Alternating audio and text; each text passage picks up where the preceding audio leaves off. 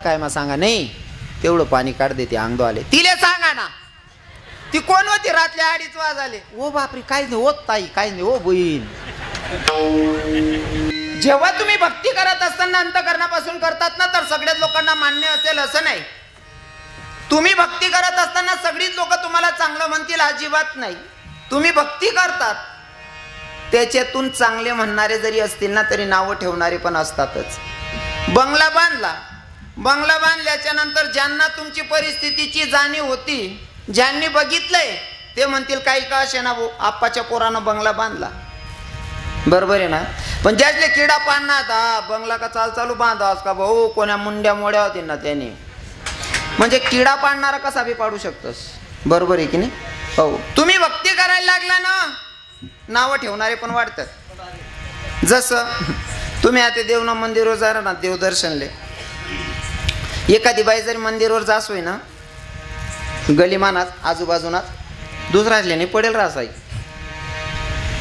आजूबाजूवाला एखादी बाई जर जास होई ना मग 2 बाया गलीमा उभा राहते माय हो गंगू हाय का मंदिरवर जाय राही हाय कैसली देव करायला लाग गई बाई तिना देव करा मग तू नका तर वावरी काय गे पण लोकेश नको त्या गोष्टीच मग तोंड घाला सवय रास ज्याच्या त्याच्या पद्धतीनंच होतोय जगत्या जगू द्या ना हा तुम्ही जगा दुसऱ्यालाही जगू द्या काय भेटतंय पण जेव्हा तुम्ही कोणत्या भक्तीला स्पर्श करायला जातात ना तर नावं ठेवणारे टिंगल करणारे वाढतात मला बाकीच्या गोष्टी सांगायची गरज नाही तर बसलेले बरेच लोक माझ्यापेक्षा ज्ञानमानाने मोठे आहेत आणि संसारात त्यांनी माझ्यापेक्षा नक्कीच जास्त अनुभव घेतलेला आहे काय ना देवाच्याकडे तुम्ही वळतात ना एखादा पोऱ्यान जर ठराव रविकरण महाराज व्यसनमुक्तीवर चांगलं बोलत भो माळकरी होई जावं बुवा एखादा पोऱ्यान जर ठराव माळा घाललीत बुवा आपण रविकरण महाराज सांग राय ना ते त्यानं जर माळा घालितली नाही बाकी ना मित्र बटा चांगलाच राहतस का सागर दादा एखादा जर माळा घालितली नाही बाकी ना सांगतो ओ बापरे तू का माळकरी होई घ्या रे बाकी ते इथला नीच राहतस ना का रे तुम्ही ते काटकीन घरनी उदारी राहायची अजून कितलं घर बटी दांगडूशी आहो जेव्हा तुम्ही चांगलं करायला निघतात ना तेव्हा बदनामी करणारे वाढतात म्हणून बदनामी करणाऱ्यांच्या नादी लागायचं नाही या जर तुम्हाला भगवंताशी नातं जोडायचं असेल तर नावं ठेवणारे टिंगल करणारे या कुत्र्यांच्या नादी लागायचं नाही हा मी नेहमी प्रमाण सांगतो जय श्री राधे मी नेहमी एक प्रमाण सांगतो मुझे लगी शाम संग प्रीत ये दुनिया क्या जाने भाई क्या जाने मुझे लगी शाम संग प्रीत ये दुनिया क्या जाने जर तुम्हाला नातं जोडायचंय देवाशी तर लोक काय म्हणतात हे डोक्यातून पहिले फॅट काढून टाकायचं कारण लोके कोणले चांगलं म्हणतात नाही आपण सोपं घरी सांगू का लोके इथला वायबार होई जायचेत ना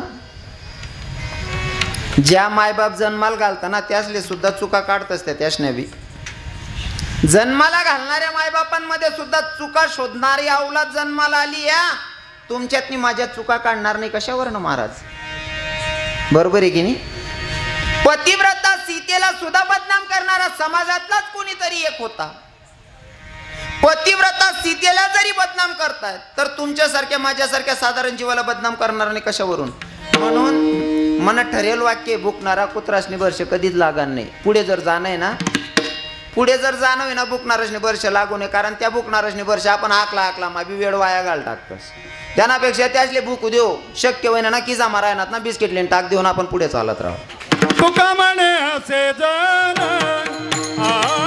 तुका म्हणे असे जन तुका म्हणे असे जन तुका म्हणे असे जन नाही कोणात ठाई नाही कोणात ठाई तुका म्हणे असे जन तुका म्हणे असे जन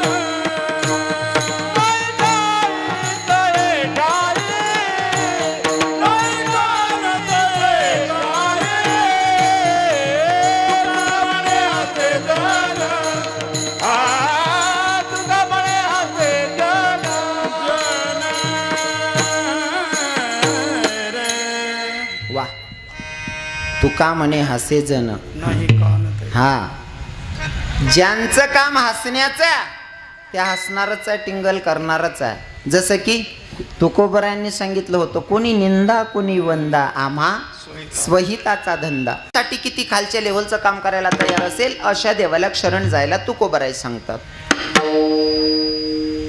साधकांचा प्रश्न, साधकांचा प्रश्न आहे आणि उत्तर देत आहेत माझे तुकोबराय. सांगणाऱ्याचाही तेवढा अधिकार असला पाहिजे आणि ऐकणाऱ्याचा सुद्धा तेवढा अधिकार असला पाहिजे. कुणी कोणालाही सांगू नये, सांगणाऱ्याचा सुद्धा तेवढा अधिकार असला पाहिजे. कारण सांगणाराही तेवढा गुणाचा पाहिजे. सांगणारे तुकोबराय ना ऐकणारा समाज आहे. तुकोबराय सांगण्याचा तुकोबरायांचा अधिकार होता. किती अधिकार, स्वतः संत होते तरी स्वतःला संत म्हणले नाही. सांगणाऱ्याचा अधिकार पाहिजे. नाथबाबांकडे एक बाई गेली, पोराचा हात धरला. नाथबाबा, मा पोरग गुळ खाणं काही बंद करत नाही. म्हणली हो, पोरगानं गुळ खाणं बंद केलं पाहिजे. नाथबाबांनी सांगितलं, माई आई 8 दिवसाच्या नंतर आणा म्हणले तुमच्या पोराला. 8 दिवसाच्या नंतर नाथबाबांच्याकडे त्या बाईनं पोराला आणलं. बाबा, यो पोरगा गुळ खाणं बंद करत नाही. नाथबाबांनी सांगितलं, बेटा आजच्या नंतर गुळ खाऊ नकोस बरं. म्हणले, ताई आता घेऊन जा त्याला. बाई म्हणे, बाबा गुळ खाऊ नको इथलंच सांग नव्हतं, मग त्या दिनलेच सांग देतात ना म्हणे. मला को 8 दिन मग काल बला वाटे. ताई, जेव्हा तुम्ही पोराला घेऊन आणलं ना, घेऊन आलात ना, तुमचा प्रश्न होता की या पोरानं गुळ नाही खाल्ला पाहिजे. जवळ तू पोऱ्याला लईने ना ताई म्हणे, तर मी जिथला गुई खावते मी कसं काय सांगू त्याला गुई खाऊ नको असं. पहिले 8 दिन मी गुई खाणं बंद कर म्हणे, तर तुला पोऱ्याला सांग भाऊ गुई खाऊ नको. कारण सांगणारा सुद्धा तेवढा लेवलचा असला पाहिजे तरच परिवर्तन होतं, अन्यथा ते शक्य नाही. बरोबर आहे ना. सांगणाराचाही तेवढा अधिकार पाहिजे. सांगणारे तुकोबाराय आणि ऐकणारा साधका. कोणत्या देवाला शरण जायचं की तो भगवंत भक्तासाठी किती खालच्या लेवलचं काम करायला तयार असेल असे देवाला शरण जायला तुकोबाराय सांगतात. प्रमाण पाहिजे. कारण कोर्टात जर केस चालत असेल, कोर्टात जर केस असेल, जोपर्यंत पुरावा नाही तोपर्यंत केसचा निकाल लागत. पुरावाशिवाय केस जिंकता येत नाही. आणि पुरावा एक वर बी नाही, कमीत कमी 2-4 पुरावा पाहिजे तर केस जिंकता येते. मग आता तुकोबारायांनी सांगायला सुरुवात केली प्रमाण, की भगवंत कोणत्या भक्तासाठी खालच्या लेवलचं काम करतो सांगेल. पर भजन करा विठ्ठल.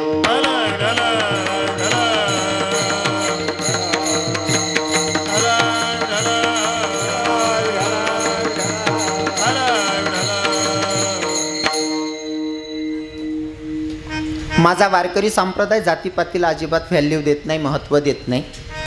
जात तीच खरी आहे. जर गळ्यात माळ असेल तर तो वैष्णव आहे आणि तो वारकरी आहे, तीच एक जात आहे. वारकरी संप्रदायामध्ये जातीपातीला किंमत नाही. आणि अजून सांगतो, कदाचित तिथं बसलेल्या बऱ्याच लोकांना नियम माहिती असतील.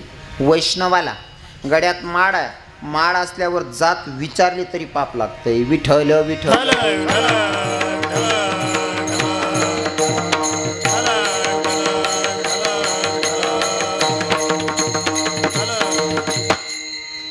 वारकरी संप्रदायामध्ये जातीपातीला महत्व नाही. या तुमची भक्ती चांगली असेल ना तर माझा भगवंत तुमची भक्ती बघून तुमच्यासाठी किती खालच्या लेवलचं काम करायला तयार असतो. फॉर एक्झाम्पल म्हणून सांगेल, महार समाजामध्ये जन्माला आलेले संत म्हणजे चोख्खा मेळा.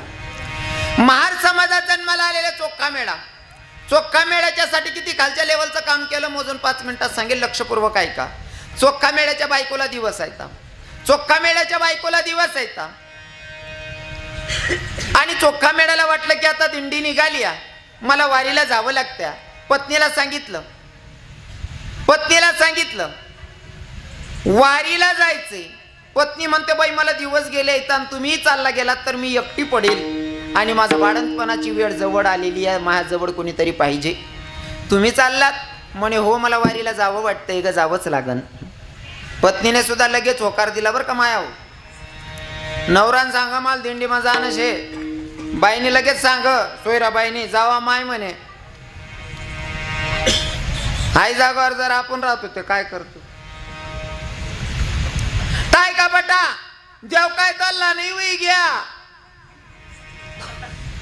काय काय मावल्या ते कीर्तनले जाणारा नवरा सुद्धा मागे चिलकाच्या पकडल्या बाहेर एकल्याच्या ती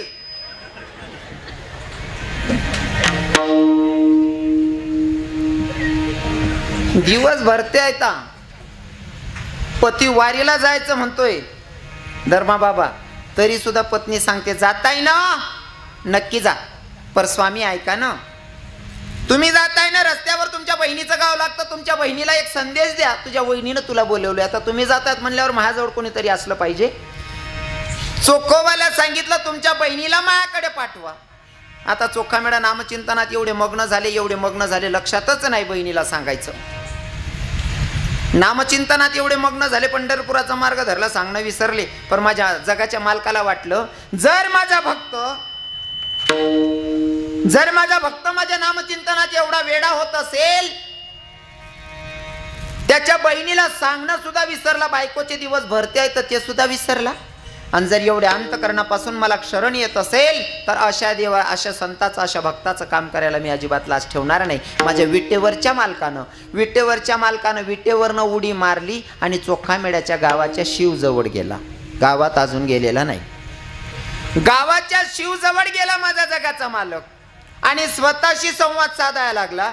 मला जाताना जर मी या रूपात गेलो तर चोखोबाची पत्नी माझ्याकडनं कामधंदा करून घेणार नाही, म्हणून मला चोखोबाची बहीणच बनावं लागेल, आणि चोखोबाची बहीण बनून जर जायचं असेल तर माझ्या जगाच्या मालकाला साडी नेसावी लागणार आहे.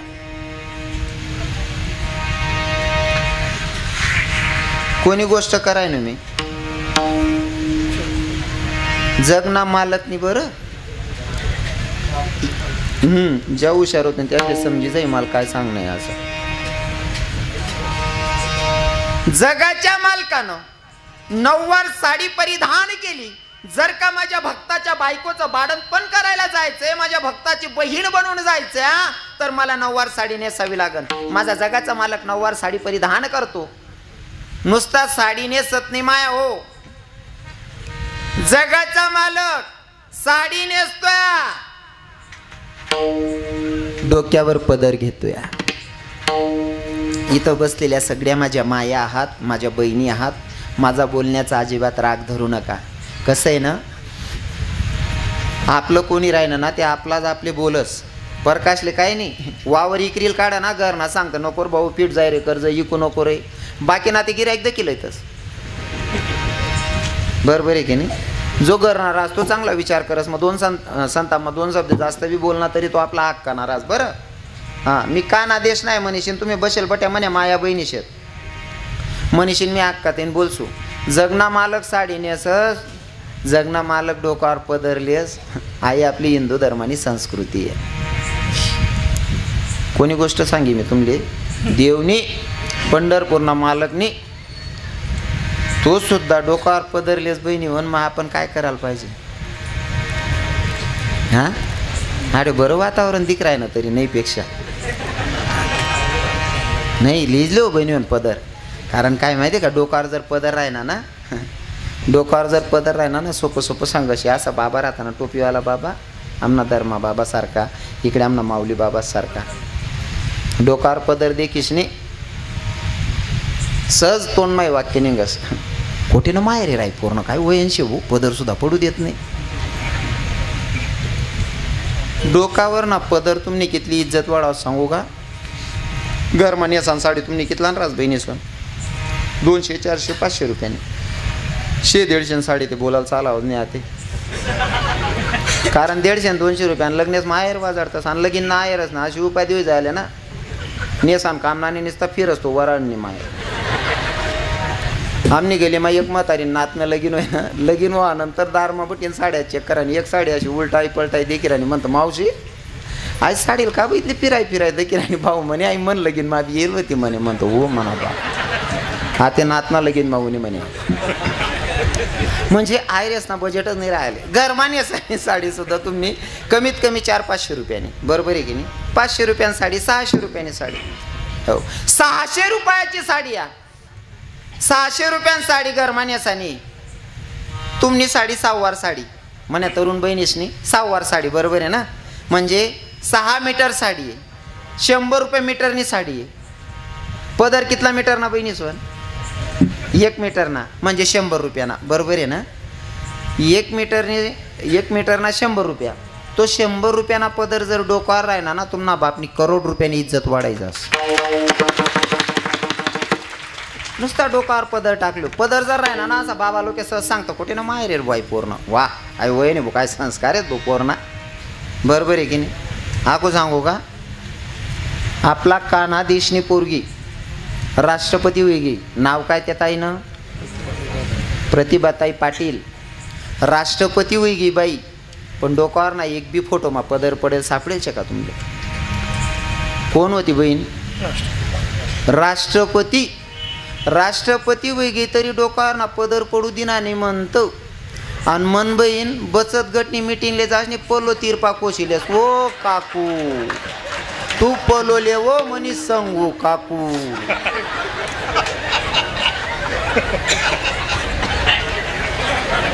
लिहिले हो बहिणी सोन पदर, काय फरक पडला ना पदर लिहा.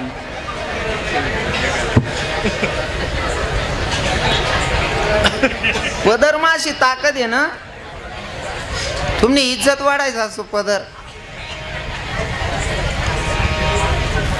तुम्ही पदर लिहिना काय नाही लिहिना काय मना ठरेल तिथलाच मला भेट आवश्यकच.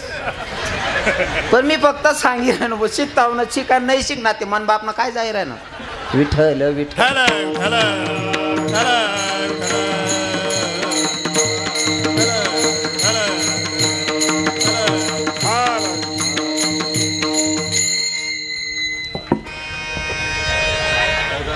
आपला काना देशनी संस्कृती अशी आहे.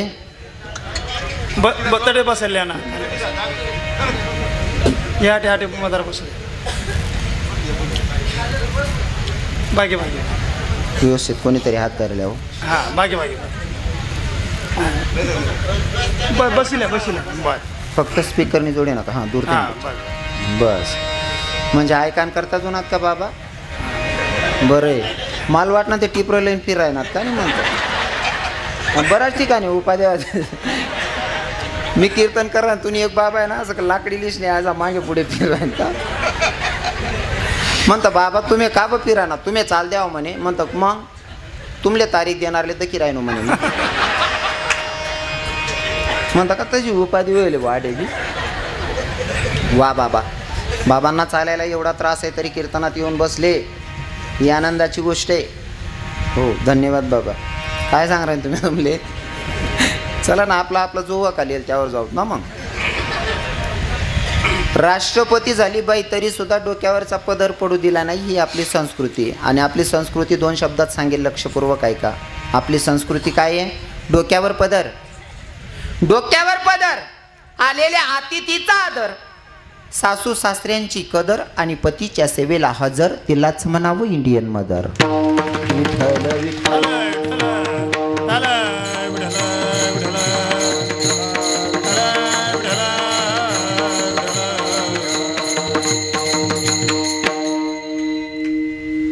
म्हणेन सांगच बहिणी लिहिलं हो पदर, काय फरक पडणार? बरोबर आहे की नाही? आज देखा तुम्ही डोक्यावर पदर लिहिल कितल्या मस्त दिख राहणार. जी बाईना डोक्यावर पदर रासना असं वाटस ना बापरे मनमाय जशी काय नांदुरी गणनी देवी जी राहिनी बा असं वाटत. हा मस्त डोक्यावर पदर पिदर असा जीव कर मंदिर बांधून पण माय नका पूजा करत बटू हो, इथलं भारी वाटस. आणि बिगर पदरनी बाईल देखा का मला असं वाटत बापरे दिनले चुरेड कधी फिरायनी रे म्हणून पदर लिहिलो बहिण मस्त राहत पदर लिहिल. विठ्ठल विठ्ठल.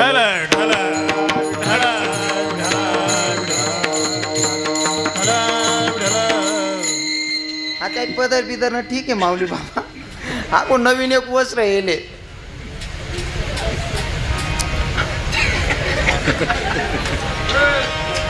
कोणतं बहिणी सो कोणतं मला दिखना बेकना ना ते चाकू घाले सुद्धा माठ टाकसून ते गाऊन कथाही नाही येले आणि काय येले काही सुधरत नाही माते. समजा शरीरले काही व्याधी असेल तर अजिबात बोलणार नाही मी. त्रास आहे तर नक्कीच घालायला पाहिजे. हो जर मोकळं वाटत असेल घालायला पाहिजे. आणि एखादी मायले सवय असणं ती मी विरोध करत नाही त्या गोष्टीसले. पण जर गाऊन घालाय घ्या ना बहिणीच पण रातले जर गाऊन घाला ना घालल्यावर ना आपला आपला रूममा पडी राहा बाहेर शिलगानंद नाही. कारण तुम्ही गाऊन घालेन बाहेर फिरतेस ना. त्या पहिल्या लोक नाही का बाजरीवर ना चिडा उडावला लाकडे नाही काढलेत का, तशा दिखतीस का. त्यांना काय माप रास का काय रास, आडून दुडून सत्यानाच रासतो. हा, त्या बाजरीवर ना चिडा उडाला त्या लाकडे गाड्याला तशा दिखतीस. म्हणेशील ना गाला ना घरमाच चिल गाणं बाहेर निघालं नाही ते कच्ची म्हणा एखादा ब्याईन मर जाई ना तुमले. काहीच संबंध नाही आपला आणि त्यांना, तरी सुद्धा ते घुशी येले. आता माझा जगाचा मालक साडी परिधान करतो, नऊवार साडी नेसली, डोक्यावर पदरा, आणि गावात प्रवेश करायच्या आधी पहिल्या बसलेल्या माझ्या माया 40च्या पुढच्या ज्या मावशी आहेत ना त्या सांगतील, 50च्या पुढच्या, 60च्या पुढच्या या आजी माया सांगतील. जर वावर माबी कामले जायत ना म्हणे माया, दिनभर वावर मग केलं राहत. आणि पहिले असं होतं ना, गॅस बीस काहीच नव्हता, स्टोव्ह वगैरे काहीच नव्हतं. आता बदलत बरंच सुविधा वै घ्यात. पहिले काहीच होतं नाही, लाकडेसवर स्वयंपाक करणार आहे आणि प्रत्येकना दारमा गाय किंवा बकरी राहे.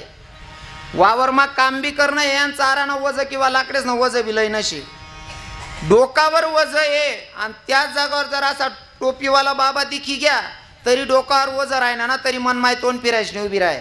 पहिले त्या बाबाला निघ जाऊ दे ना पडीन माय. समोर जर चाली गोते म्हातारा सांगे आई पोरले वयन शेका नाही रे, मनीषीन समोरला म्हातारा निघेपर्यंत मन माय तोंड तिरप करीश न उभी राहे. बरोबर आहे ना माडी. आते गावमाना म्हाताराल तर किसने सुद्धा माहीत बी नाही नाताल कोण लागत असं, तरी सुद्धा त्या म्हाताराला देखील तोंड तिरप करीन उभी राहे. पहिले त्या म्हाताराला निघ जाऊ दे मग मन माय निघे. आते गावमाना चिल गाव होतं तर मन बहीण अशी चालच ना, सगळा सासरानं सुद्धा छातीनं बिल्ल मोठ टाकाल करत. हा को गाव म्हणा ना काय हिशोब राहील. बरोबर आहे ना, मर्यादा नाही राहिली महाराज. ते बरं आहे अजून खेडागावमा बरं आहे बा को. हो काय का बटाना रे, तुम्ही अजून बी भुकीच राहणार का रे, सुरू वय घेतणार म्हणा कीर्तने रे, भुकतीनच बुवा त्या.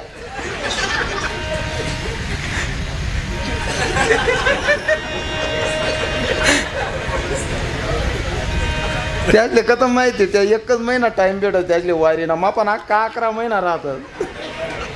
त्याच ना अख्खा पिढीच ना उद्धार कट टाकसून म्हणजे पितृदोष नाही लागाव होते असले. असं पहिले मर्यादा होती.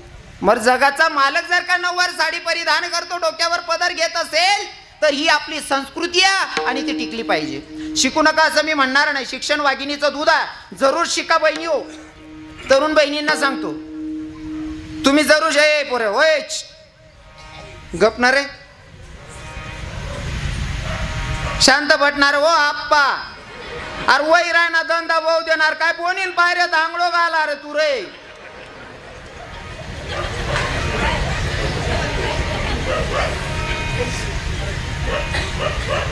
आता मर्यादा राहिली नाही. सासराला दखिनी पोर पदरलेत नाही सुनबाई. बहिणी होऊन शिका, खूप शिका, पण आपली मर्यादा कायम ध्यानमा ठेवा. सासूल मम्मी म्हणा, सासराला पप्पा म्हणा, पण सासरांसमोर जाताना डोक्यावर पदरलीच नीच जा. ही आपली संस्कृती आहे. बरोबर आहे की नाही. हां डोक्यावर पदर टाकलो पण आहे ना पहिला सासरा असले हो सुनबाया गैरी इज्जत देत, पण तो सासरा बी तसा होतात बाबा. सासरा बी इथला भारी होतात ना. सुनबाईंसमोर आहे ना पुढी सुद्धा चो येत नाही. नको हो मन सुनबाई काय म्हणे मन सासरा बी असा दिकच माय. बायकोन संगे सुद्धा बोल येत नाही म्हणतो सुनबाईंसमोर. म्हणा काय बोला मग तोल जाई भाऊ मन सुनबाई काय विचार करी, मन हो काय विचार करी माय मन सासराला अक्कल नाही काय बी बोल पडत मन सासूले. सगळी बायकोल सुद्धा बोले नाही म्हणतं. बायको सगळीच राजबुवा. बायकोले सुद्धा नवरा बोलाल घाबरे सुनबाईंसमोर. एवढा तराडा होता. मनीषीन सुनबाया बी इज्जत करेत. हा त्यांना सुशिक्षित सासरा आहेतच. हा त्यांना सासरा ती वारी पाणी टाकस काही काम करस. अहो इथलची चड्डी घालीन गरमा घरात फिरत. ओ आप्पा तू चड्डी तरी मोठी घाल रे. ओ काका तू इथलची चड्डी घालीन फिरायना. ती बहीण कसाल पदरली बुतुल देखील. एक हाते टाळी वाजत नाही ना. आपले जर अपेक्षा असेल तर आपण पण तसं वागायला पाहिजे. बरोबर आहे की नाही. हो हे आपले नियम आहेत हिंदू धर्माचे. माझ्या जगाच्या मालकानं गावात प्रवेश करायचा, डोक्यावर पदर घेतला, पायातली चप्पल हातात घेतली आणि गावात प्रवेश केला. चोखा मेड्याच्या दारात आले आणि दारात आल्याच्या नंतर दरवाजावर थाप टाकली आणि वहिनी उघडा दार हाका मारी, वहिनी उघडा दार हाका मारी, वहिनी उघडा दार हाका मारी, वहिनी उघडा दार हाका मारी. कोकोबाची बहीण झाला तरंगदार, कोकोबाची बहीण झाला तरंगदार, कोकोबाची बहीण झाला तरंगदार, कोकोबाची बहीण झाला तरंगदार. वहिनी उघडा दार हाका मारी, वहिनी उघडा दार हाका मारी, वहिनी उघडा दार हाका मारी, वहिनी उघडा दार हाका मारी. दरवाजावर थाप टाकली, आवाज दिला ग बहिणी, दरवाजा उघडना. चोखोबाच्या पत्नीनं दरवाजा उघडला आणि आतमध्ये प्रवेश केला माझ्या जगाच्या मालकानं चोखोबाची बहीण बनून. फक्त बेडूक असेल, दुसरं काहीच नसेल. तर माल पक्क माहिती बेडूकच होतं ना. नुसतं बेडूकले दखीन सुद्धा इथल्या आराय मारती या बहिणी जस काय मोठं दांड जनावर निघणं बा. बोलू नका. जगाच्या मालकानं चोखामेड्याच्या बायकोचं बाळंतपण केलं धर्मा बाबा, आणि चोखोबाच्या घरामध्ये बायकोचं बाळंतपण केलं. आणि माझा जगाचा मालक किती दिवस काम करतोय तिथं? 28 दिवस पर्यंत माझा जगाचा मालक चोखामेड्याच्या घरामध्ये कामधंदा करतोय. धुणं भांडी केली, विशेष नाही. चोखामेड्याच्या बायकोचं बाळंतपण केलं. पॉइंट नोट करा. रजस्वला स्त्री असेल तर रजस्वला स्त्रीला मंदिरात प्रवेश नाही 4 दिवस. बरोबर आहे ना? 4 दिवस अर्थात मूर्ती बसवली, त्याच्यात प्राणप्रतिष्ठा केल्याच्या नंतर मूर्तीत प्राण येतो, हे सत्य आहे. पण काही काही नास्तिक लोकांच्या भाषेत जर सांगायचं म्हणलं, मूर्ती दगडाची आहे, मूर्ती दगडाची आहे, पर त्या दगडाच्या मूर्तीच्या समोर जायला रजस्वला स्त्रीला 4 दिवस चालत नाही. अरे किती उदार अंतकरणाचा माझा जगाचा मालक भक्ताच्या बायकोचं बाळंतपण करतो दादा. किती उदार अंतकरणाचा आहे. इतका उदार अंतकरणाचा भगवंत असेल तर अशा भगवंताला शरण जायला तुकोबाराय सांगतात अभंगाच्या प्रथम चरणात. सदावया भक्ती का